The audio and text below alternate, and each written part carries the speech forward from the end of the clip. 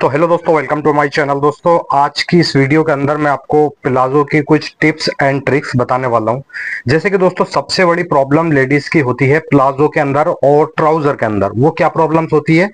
नीचे बॉटम के यहां से यानी कि मोरी में से ऊपर की तरफ प्लाजो खिंचाव मारता है। ये सबसे बड़ी प्रॉब्लम है और ज्यादातर लेडीज के साथ ये प्रॉब्लम आती है। आज इस प्रॉब्लम्स का 100% सोल्यूशन मैं आपको इस वीडियो के अंदर बताने वाला हूं। और साथ ही साथ दोस्तों, मैं आपको एक बिल्कुल लेटेस्ट पिंटेक्स प्लाजो डिजाइन बना करके इस वीडियो के अंदर दिखाने वाला हूं। वीडियो को फुल वॉच कर लेना, इजीली आप ये खुद ही बना पाओगे, आपको किसी से बनवाने की जरूरत नहीं है।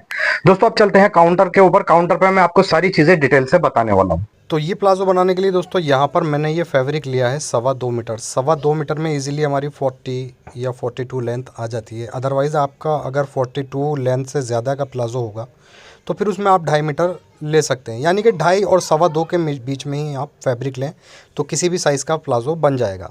और इस कपड़े का अर्ज भी मतलब नॉर्मली अर्ज है, यानी कि 1 मीटर का ही इसका अर्ज है, ज़्यादा हैवी अर्ज नहीं। तो 1 मीटर अर्ज में भी हमारा हैवी से हैवी प्लाज़ो बन जाएगा, क्योंकि इसमें जो पिंटेक्स वगैरह हम डालेंगे उसमें सिर्फ मात्र 2 इंच ही कपड़ा हमारा वेस्ट जाएगा।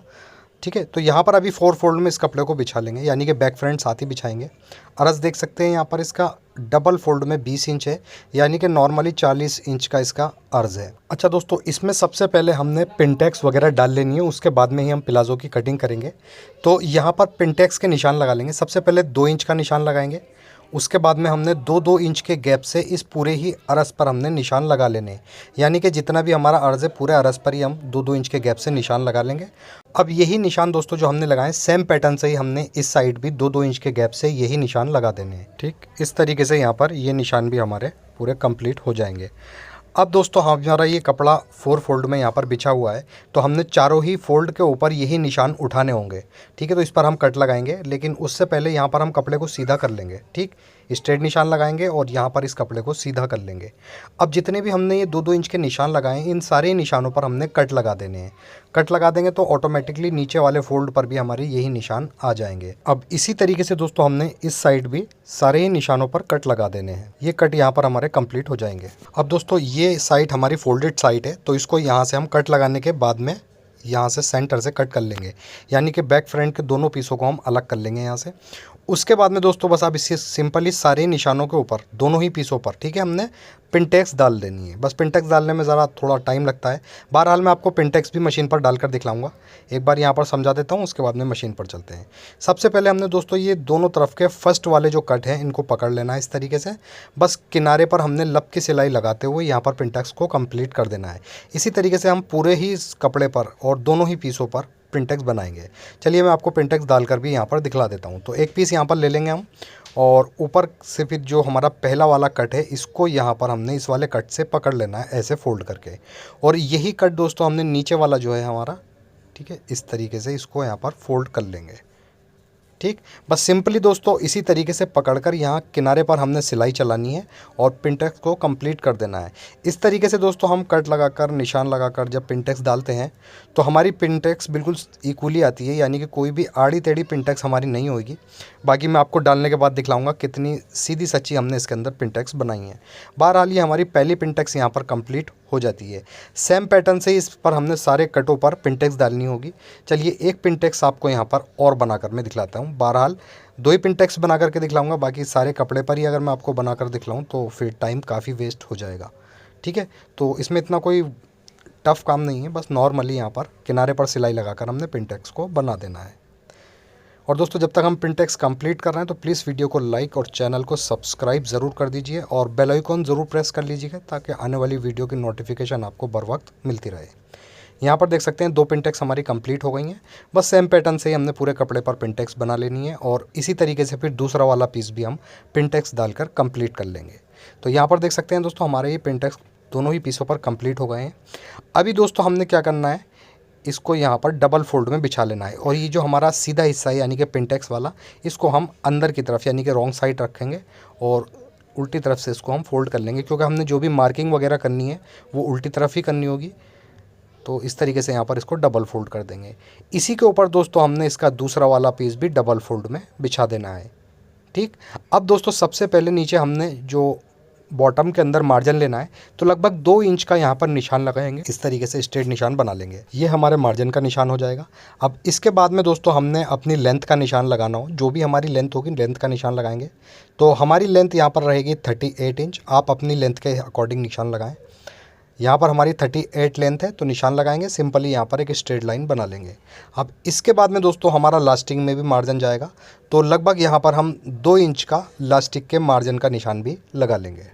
ठीक, ऊपर का कपड़ा भी हम साबुत रहने देंगे ऐसी। अब दोस्तों यहाँ पर हमारे प्लाज़ो का हिप है 36 इंच, तो सिंपली हमने यहाँ पर 36 का 1/4 भाग करना है 9 इंच, और 9 इंच के अंदर दोस्तों हमने 2.5 इंच की लूजिंग प्लस कर देनी है। तो जब 2.5 इंच लूजिंग प्लस कर देंगे तो ये हो जाएगा यहाँ पर 11.5 इंच। ठीक, अब 11.5 इंच हमें यहाँ पर निशान लगाना है, बट इसके अंदर भी हम 11.5 में आधा इंच जो हमारा क्रोच एरिया में मार्जिन जाएगा वो एक्स्ट्रा यहाँ पर प्लस कर लेंगे। तो बहरहाल यहाँ पर 12 इंच का निशान लगाएंगे हम 11.5 में आधा इंच प्लस करके। उसके बाद में दोस्तों यहाँ पर क्रोच एरिया की लेंथ का निशान लगाएंगे। तो जैसे दोस्तों हमारे हिप का साइज़ 36 है, तो 36 का सिंपली 1/4 भाग करना है और उसमें हमने 2 इंच लूजिंग प्लस कर देनी है आसन में। ठीक है, तो यहाँ पर हम 11 इंच का क्रोच एरिया की लेंथ रखेंगे। इस तरीके से नॉर्मली क्रोच एरिया की लेंथ आ जाएगी। उसके बाद जो ये निशान लगाया हमने 12 इंच का, वही निशान यहाँ पर लगाएंगे और इसी निशान से दोस्तों हमने 2 इंच आगे की तरफ एक निशान और लगा देना है। इस तरीके से निशान लगाएंगे हम, इसी निशान से 2 इंच आगे की तरफ। ठीक, ये निशान हो जाएगा। उसके बाद में ये पहले वाले जो निशान है इस पर हमने फुटे से स्ट्रेट लाइन बना लेनी है और सिंपली यहाँ पर दोस्तों हमने क्रोच एरिया की गोलाई बना देनी है। बाकी दोस्तों किस साइज़ पर कितना आसन हमें रखना है वो सब में पहले एक बार यहाँ पर मार्किंग कंप्लीट कर लेते हैं। उसके बाद में मैं आपको बताऊँगा किस हिप पे कितना आपको आसन रखना है। बहरहाल दोस्तों यहाँ पर हम इसका बॉटम रखेंगे 14 इंच, जितना हमने ऊपर निशान लगाया है। ठीक है, आप अपने हिसाब से बॉटम की जो चौड़ाई है कम बढ़ती कर सकते हैं। बहरहाल हम यहाँ पर 14 इंच का निशान लगाएंगे और सिंपली फुटे की मदद से यहाँ पर हमने स्ट्रेट लाइन बना लेनी है। ठीक है, शेप पट्टी की यहाँ पर ज़रूरत नहीं है क्योंकि ये हमारा बिल्कुल सीधा ही आएगा। इस तरीके से सीधा निशान हो जाएगा। अब इसके बाद में दोस्तों यहाँ पर मैं आपको थोड़ा सा कुछ समझाना चाहूँगा। ये जो हमने आसन की लेंथ रखी है, हमने रखी है 36 हिप के अकॉर्डिंग। 36 का 1/4 भाग करा 9 इंच हो गया, उसमें हमने 2 इंच प्लस कर लिया है, तो यहाँ पर 11 इंच का हमने आसन रखा है। बट दोस्तों ये फॉर्मूला जो हमें इस्तेमाल करना है सिर्फ 36 साइज़ से लेकर के 40 या 42 तक ही करना है। ठीक है, फॉर एग्जांपल जैसे कि दोस्तों अगर हमारे हिप का साइज़ 50 इंच हो जाता है तो 50 का जब हम 1/4 भाग करेंगे तो 12.5 इंच हो गया। 12.5 में फिर हम 2 इंच प्लस करेंगे तो 14.5 हो गया। तो 14.5 इंच का जब हम आसन रखेंगे तो वो बहुत बड़ा हो जाएगा। तो फिर दोस्तों आपके जहन में एक सवाल आएगा कि हैवी साइज़ पर हम क्रोच एरिया कैसे निकालें। अगर बड़ा 14.5 इंच का बड़ा हो जाएगा तो कितना रखना होगा। तो दोस्तों यहाँ पर मैं आपको बताना चाहूँगा, आपका साइज़ कितना भी हैवी हो, 40 हो, 50 हो, 52 हो, 54 हो, आपको 12.5 इंच से ज़्यादा आसन की लंबाई नहीं रखनी है। अब आपके जहन में एक सवाल और आएगा, हैवी साइज़ पर अगर 12.5 इंच का आसन रखेंगे तो आसन फंस जाएगा। बिल्कुल भी नहीं फंसेगा, क्योंकि दोस्तों हमने जो बैक पार्ट कट करना होता है वो 2 इंच ऊपर को बढ़ा करके कट करना पड़ता है 36 साइज़ पर। जैसे जैसे साइज़ बढ़ेगा वैसे वैसे ही हमने बैक पार्ट की जो लंबाई है बढ़ानी पड़ती है। ठीक है, यहाँ पर मैं आपको समझा देता हूँ बैक पार्ट बढ़ती कैसे काटते हैं। जैसे दोस्तों ये यहाँ पर हमारा 36 साइज़ है, तो 36 साइज़ पर हमने कितना बैक पार्ट बढ़ती लेना है, यहाँ पर सिर्फ 2 इंच। 36-38 पर 2 इंच बढ़ाना है। उसके बाद में 40-42 पर आपको 2.5 इंच बढ़ा लेना है। उसके बाद में 44 और 46 पर आपको 3 इंच बढ़ा लेना है। उसके बाद में 48-50 पर आपको 3.5 इंच बैक पार्ट बढ़ा लेना है। इसी तरीके से जितना आपका साइज़ हैवी होता जाएगा उतना आपको बैक पार्ट बढ़ाना पड़ेगा। और जितना आप बैक पार्ट बढ़ाएंगे, मान लीजिए बहुत हैवी है, हिप का साइज़ 50 है और 50 के हिसाब से जब आप 3.5-4 इंच बैक पार्ट बढ़ाओगे तो बैक पार्ट बढ़ाने के बाद में पीछे बैक पार्ट पर हिप के ऊपर जो पफ क्रिएट होगा ना, वो आपके हिप पर एकदम परफेक्ट बैठ जाएगा। और जब वो परफेक्ट बैठेगा तो बॉटम के यहाँ से आपकी जो गिदरी की सिलाई है ऊपर की तरफ खिंचाव नहीं मारेगी। ठीक, बहरहाल हमारा 36 साइज़ है तो हम ये 2 इंच ही एक्स्ट्रा रखेंगे। यहाँ पर इस तरीके से शेप पट्टी रखेंगे और यहाँ पर इस तरीके से निशान बना लेंगे। बस ये दोस्तों मेन चीज़ होती है प्लाज़ो और ट्राउज़र के अंदर। आसन अगर किसी ने अच्छे से काट लिया तो फिर ट्राउज़र के अंदर कभी भी गड़बड़ी नहीं आएगी, ना ही ऊपर की तरफ मोरी से जो सिलाई खिंचाव मारती है वो भी कभी नहीं मारेगी। ठीक है, बस बैक पार्ट हमें बढ़ती कट करना होता है और जब हम बैक पार्ट बढ़ती कट करेंगे तो वो पफ क्रिएट हो जाएगा हिप के यहाँ पर और फिर वो हिप के ऊपर अच्छे से बैठ जाएगा। ठीक, बहरहाल हम इन्हीं निशानों के ऊपर अपने प्लाज़ो की कटिंग कर देंगे। आई होप आपकी समझ में इतना आ गया होगा। ये हमारा प्लाज़ो कटिंग हो जाएगा।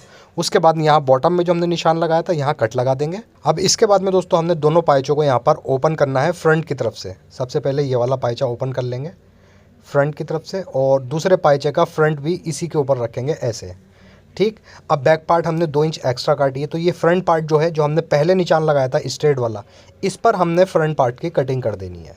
ठीक, तो ये हमारा फ्रंट पार्ट बिल्कुल स्ट्रेट हो जाएगा यहाँ से, और बैक पार्ट देख सकते हैं 2 इंच ऊपर उठा हुआ आया है। अब इसके बाद में दोस्तों हमने इस तरीके से 4 फोल्ड में वापस से इसको बिछाना है।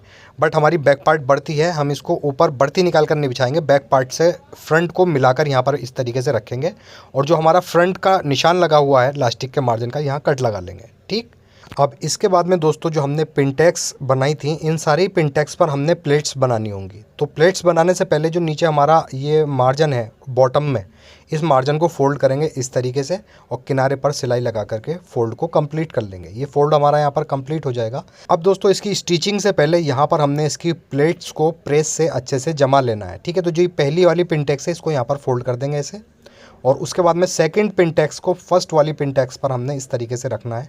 ठीक है, ऊपर तक मिला करके, और यहाँ पर अगर आपके पास स्टीम प्रेस हो तो उससे कर लें, वरना आप यहाँ पर थोड़ा सा शावर लगा करके प्रेस से अच्छे से जमा लें। तो बहरहाल मैं थोड़ा सा यहाँ पर पानी लगा करके प्रेस से इस प्लेट्स को जमा लूँगा। बस इसी तरीके से दोस्तों सारी प्लेट्स हमें जमानी होंगी। अब इसके बाद में थर्ड प्लेट को हम इस तरीके से इसके ऊपर रख देंगे, और इस पर भी हम अच्छे से पानी वगैरह डाल करके प्रेस से जमा लेंगे। ये देख सकते हैं इस तरीके से यहाँ पर हमें सारी प्लेट्स कंप्लीट करनी होंगी, और इसी तरीके से दूसरे पायचे की प्लेट्स भी हमने कंप्लीट करनी होंगी। बस अब सारी प्लेट्स को हमने एक एक करके इसी तरीके से एक दूसरे के ऊपर रखना है, और यहाँ पर प्रेस से अच्छे से जमा लेना है। ठीक है, यहाँ पर देख सकते हैं ये सारी ही प्लेट्स हमारी अच्छे से बैठ चुकी हैं। आखिरी पिनटैक्स भी हमने यहाँ पर प्लेस जमा ली है। अब यहाँ पर इसको मैं ओपन करके आपको दिखलाता हूँ प्लेट्स हमारी किस तरीके से आई हैं। देख सकते हैं एकदम फिनिशिंग के साथ इक्वली, आपको कोई भी प्लेट्स हमारी यहाँ पर छोटी बड़ी नहीं लग रही होगी। सारी प्लेट्स हमारी यहाँ पर बराबर से आ चुकी हैं। सेम पैटर्न से ही हमने दूसरे पायचे में भी प्लेट्स डाल लेनी है। ठीक, इसके बाद में यहाँ पर दोस्तों हमने इसके आसन अटैच कर देने हैं। सबसे पहले फ्रंट के दोनों आसनों को यहाँ पर हम इस तरीके से मिलाएंगे, और एक पैर की सिलाई लगा करके अटैच कर देंगे। इसी तरीके से दोस्तों हमने यहाँ दूसरा वाला आसन है, इस पर भी एक पैर की सिलाई लगाएंगे, इसको भी अटैच कर देंगे। आसन यहाँ पर हमारा अटैच हो जाएगा। बस सिंपली दोस्तों अब हमने यहाँ पर गिद्दी की सिलाई को कंप्लीट करना होगा। तो यहाँ पर दोस्तों हमने किस तरीके से गिद्दी की सिलाई कंप्लीट करनी है, यहाँ से सिलाई स्टार्ट करेंगे आधा इंच के मार्जिन से, और दूसरे पायचे के नीचे बॉटम तक सिलाई को कंप्लीट कर देना है। अब इसके बाद में दोस्तों लास्ट में हम इसके अंदर लास्टिक डालेंगे। तो यहाँ पर हम लास्टिक ले लेंगे। ठीक, अब जैसे दोस्तों यहाँ पर हमारी वेस्ट का साइज़ है 28 इंच, तो हमें डायरेक्टली 28 इंच का लास्टिक नहीं डालना है, हमें इसमें 3 इंच कम करके लास्टिक डालना है 25 इंच, और 1 इंच हम मार्जिन के लिए ले लेंगे, यानी कि 26 इंच का यहाँ पर लास्टिक ले लेंगे। ठीक, उसके बाद में यहाँ पर इस लास्टिक को इस तरीके से राउंड शेप में हम अटैच कर लेंगे, तो ये गोल छल्ला बन जाएगा। बस सिंपली दोस्तों जितना मार्जिन ये हमारा है, जहाँ हमने निशान लगाया था 2 इंच का, इस मार्जिन के निशान से नीचे लास्टिक को रखेंगे ऐसे, और ऊपर जितना हमारा मार्जिन है इसको इस तरीके से फोल्ड करेंगे। बस फोल्ड करने के बाद किनारे पर सिलाई लगा करके लास्टिक को कंप्लीट अटैच कर देंगे, और इस तरीके से यहाँ पर दोस्तों ये हमारे प्लाज़ो का डिज़ाइन कंप्लीट हो जाता है। आई होप दोस्तों सारी चीज़ें आपको समझ में आ गई होंगी। आपको बहुत अच्छे से मैंने इस प्लाज़ो की कटिंग और स्टिचिंग बताई है। वीडियो अगर दोस्तों आपको पसंद आई हो तो प्लीज़ वीडियो को लाइक ज़रूर करें। अगर आप चैनल पर हमारे पहली बार आए हैं तो प्लीज़ चैनल को सब्सक्राइब करके बेल आइकॉन ज़रूर प्रेस कर दीजिए, ताकि आने वाली वीडियो की नोटिफिकेशन आपको टाइम पर मिल जाए।